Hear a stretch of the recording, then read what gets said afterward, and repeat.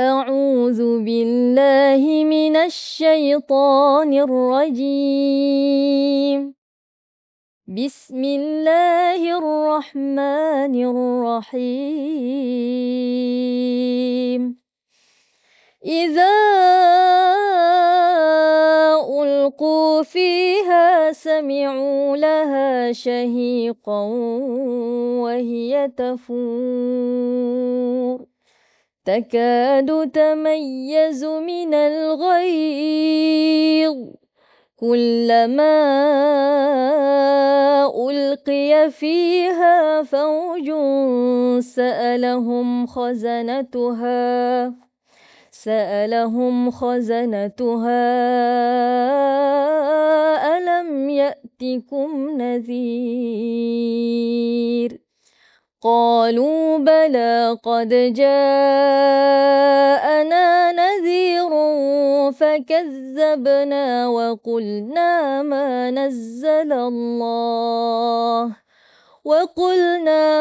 نزل الله من شيء إن أنتم إلا في ضلال كبير. Sadaqallahul azim. Assalamualaikum warahmatullahi wabarakatuh. Salam Ramadan al-Mubarak. Selamat berpuasa hadirin hadirat tuan-tuan di mana saja anda berada. Kita masih lagi bersama dengan Habib Ali Zainal Abidin Hamid untuk 30 hari 30 ayat dan kita masih dalam surah Al-Mulk yang kita semalam sampai kepada ayat ke-6 walladzina kafaru bi rabbihim azabu jahannam wa bi'sal masir. Dan hari ini kita akan sambung ayat seterusnya. Semalam kita diberikan peringatan tentang zikrul maut, tentang kejadian alam, tentang langit dan bumi dan juga tentang azab bagi mereka yang kufur. Jadi hari ini, Bib, apa ayat-ayat seterusnya menjelaskan dalam surah Al-Mulk ini? Bismillah, alhamdulillah, salatu wassalam ala sayyidina Rasulillah Muhammad bin Abdullah wa ala alihi wa sahbihi wa man walah wa ba'du. Di dalam Al-Quran ada uslub namanya uslub targhib. Targhib maksudnya penjelasan untuk menggalakkan orang berbuat.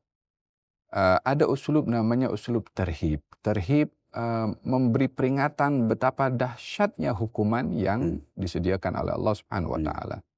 Allah menceritakan syurga supaya kita semangat beramal ibadah taat. Allah menciptakan neraka supaya kita risau dan takut untuk dihukum dengan hukuman api neraka. Ini boleh dikatakan memberi kabar gembira dan juga memberi kabar sedih. Persis sekali.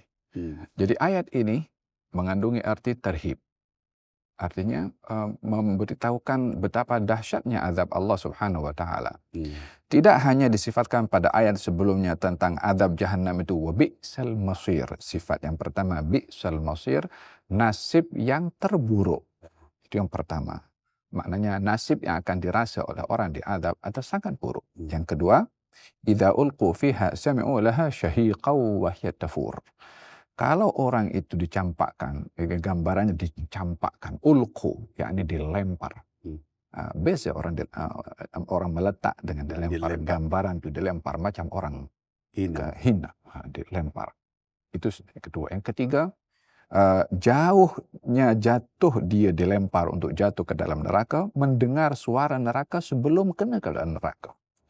Syahiqan, yakni mendengar suara yang menakutkan. Meraung. Wahiyat tafur, neraka itu mendidih. Dia belum sampai lagi, macam air yang dipanaskan dengan api.